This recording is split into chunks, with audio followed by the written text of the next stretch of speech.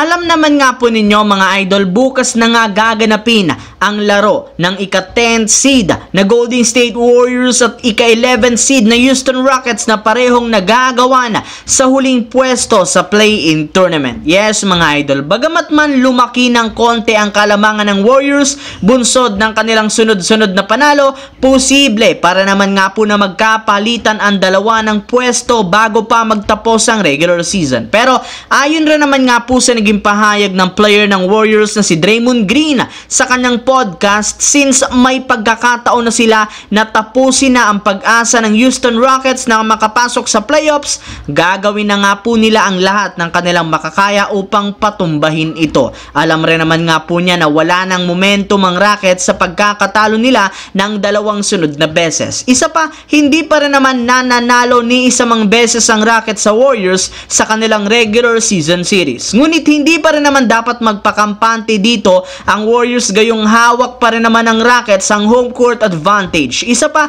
desperado rin naman nga ito na manalo sa kanilang laban, kaya hindi nga nila ito dapat maliitin. Samantala, kahit man puro malalakas na contender ang makakalaban ng Phoenix Suns, ay hindi rin naman nga ito aatrasan ng kanilang koponan. Sa katunayan, tinalo pa lang naman nga po nila ng magkasunod na beses ang dalawang top team na New Orleans Pelicans at Cleveland Cavaliers. At isa nga sa mga rason ay ang malahalimaw na performance ni Devin Booker na nakapagtala ng 52 points laban sa Pelicans at 40 naman sa Cavaliers ngayong araw. Kaya mukhang ayaw talaga ni Devin Booker na mapasama sa play-in, gayong mas lalong magiging mahirap ang kanilang sitwasyon pagpasok dito. Mas preferred pa rin naman ng Suns na dumiretso agad sa playoffs, kaya ginagawa nga po nila ang lahat upang manalo sa kanilang mga natitirang games. At sa kabutihang palad, umayon rin naman sa kanila ang kapalaran, gayong matapos lamang nga po nila na manalo ngayong araw laban sa Cavaliers, meron na nga sila at nakuha na nila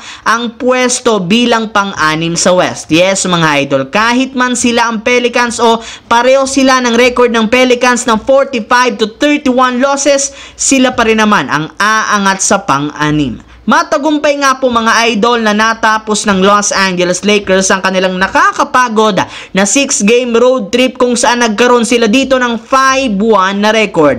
Ang maganda pa nga po dyan, umabot na rin naman sa 8-1 ang kanilang record sa kanilang huling siyam na laro. Kaya dyan pa lang kitang-kita kung gaano talaga sineryoso ng Lakers ang kanilang mga natitirang games bago ang regular season magtapos at bago magsimula ang playoffs. Kaya may ilang mga analyst na rin naman ang nagsasabi na dapat nga pong katakutan ngayon ang kasalukuyang lakas ng Lakers, since malimit lamang silang nagkakamali sa kanilang mga plays. Kaya maayos rin naman nga po nilang nagagamit si Anthony Davis bilang kanilang first option sa opensa, na siyang rason bakit malaking puntos ang naitatala nito. Yes mga idol, tama nga talagang sinabi at naging payo noon ni Rajon Rondo sa Lakers na ang susi nga para maging successful ang team ay gamitin si Anthony Davis bilang first option sa opensa at gawing prioridad ang pagbibigay sa kanya ng bola sa tuwing nasa ilalim ito. Kaya di na nga nakakagulat kung sunod-sunod ngayon ang kanilang mga pagkapanalo. So yun lamang mga